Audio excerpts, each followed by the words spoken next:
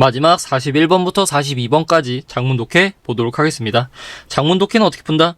우리 장문 독해는 주제문과 어휘문이 합쳐진 문제이기 때문에 그냥 주제문 풀듯이 어휘문 풀듯이 풀어주시면 되는데, 그렇다면 주제문은 어떻게 푸냐면은 첫 문장을 읽고 이 글의 틀을 설정해서 이 글의 소재와 방향성을 설정해 주시면서 이걸 통해서 주제를 찾으려고 노력을 하시고, 패러프레이징에 집중하면서 어느 부분이 반복되고 있는지에 집중하면은 주제문은 자연스럽게 해결이 되고, 어휘문도 주제랑 마찬가지로 첫 문장을 읽고 틀을 설정한 뒤에 이 글의 소재와 방향성을 설정하고 이 틀을 통해서 뭐 하시면 된다? 각 문항들을 판별해 주시면 된다.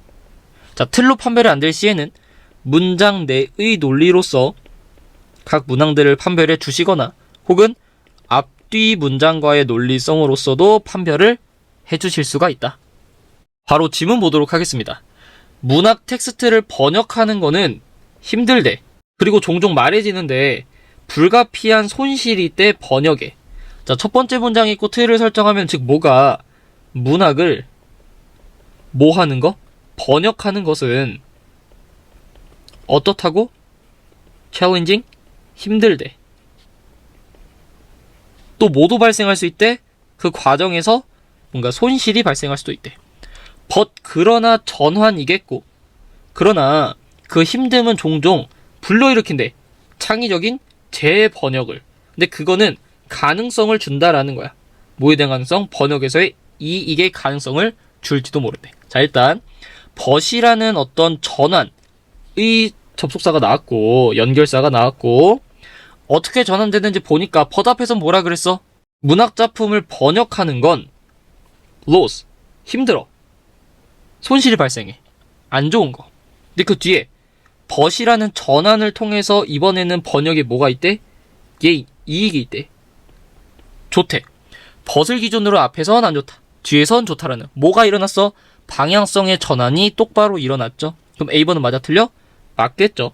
즉 A번은 벗이라는 연결사 때문에 맞는 거고, 틀이 살짝 전환돼서 손실도 있고 이득이 있다. 그러니까 됐으니까 뭐 틀을 통해서 판별했어도 됐고,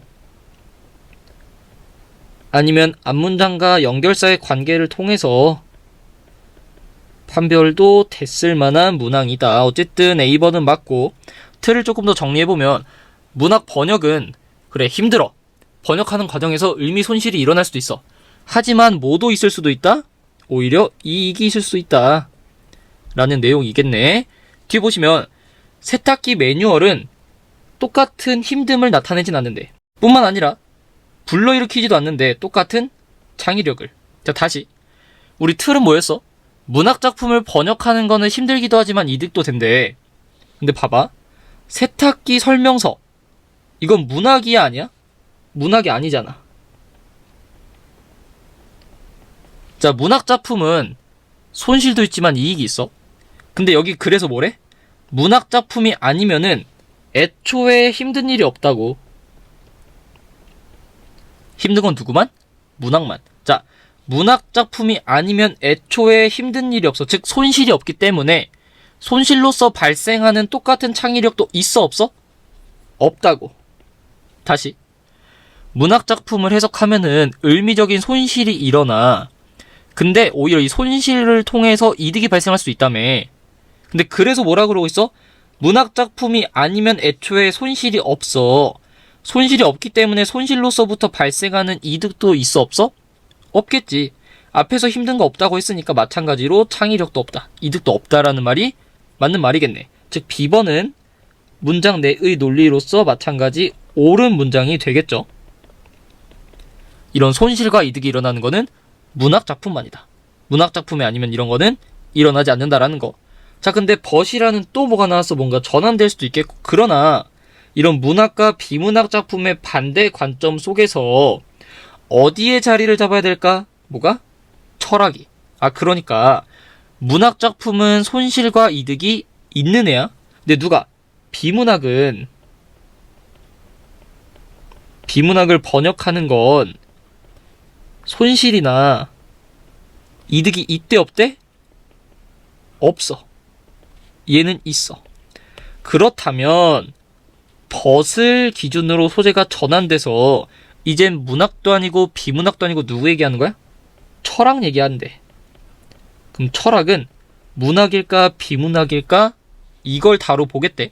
그래서 바뀐 소재에 맞춰서 읽어보면은, 자, 철학이 문학적인 경제성을 피하기를 원할까? 근데 그 문학적인 경제성이라는 거는 번역에서 이익을 목표로 한대.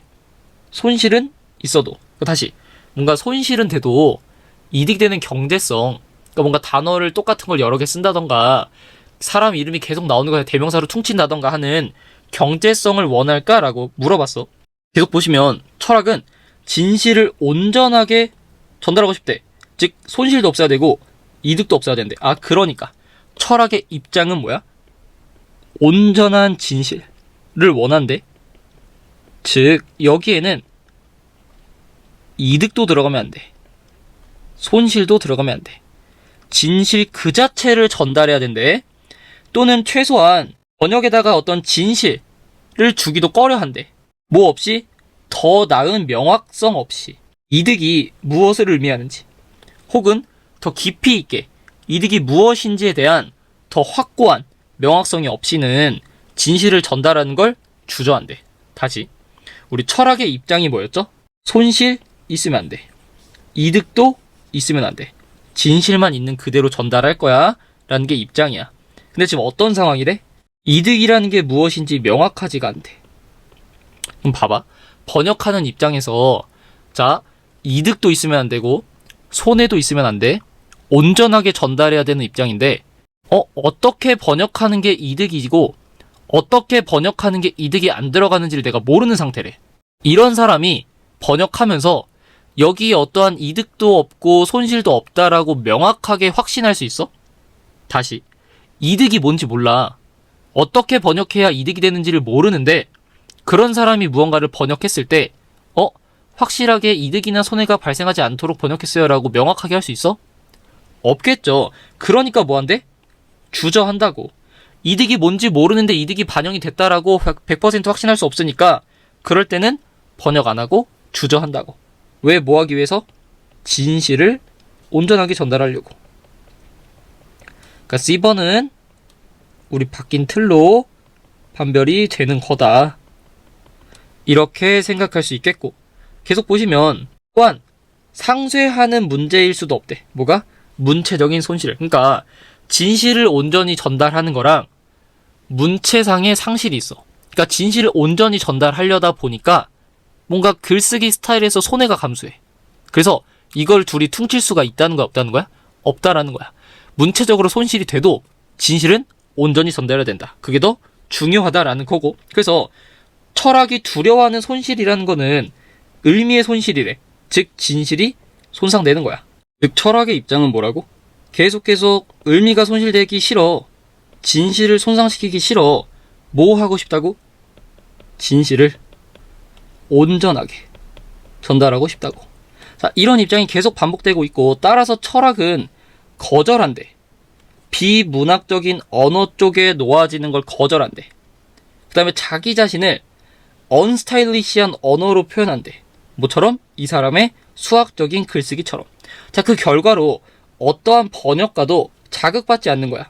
무례하고 대담한 창의적인 제작성에 행위해. 자, 잠깐만. 철학은 어떤 입장? 진실을 온전하게 전달해야 돼. 그렇기 때문에 뭐한테 자극받지 않는데?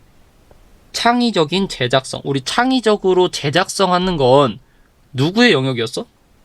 문학의 영역이었죠. 그러니까 문학의 영역에 자극받는다 안 받는다? 안 받는다고. 다시. 자, 철학은 진실을 온전히 전달해야 돼. 이득이나 손실이 없어야 된대.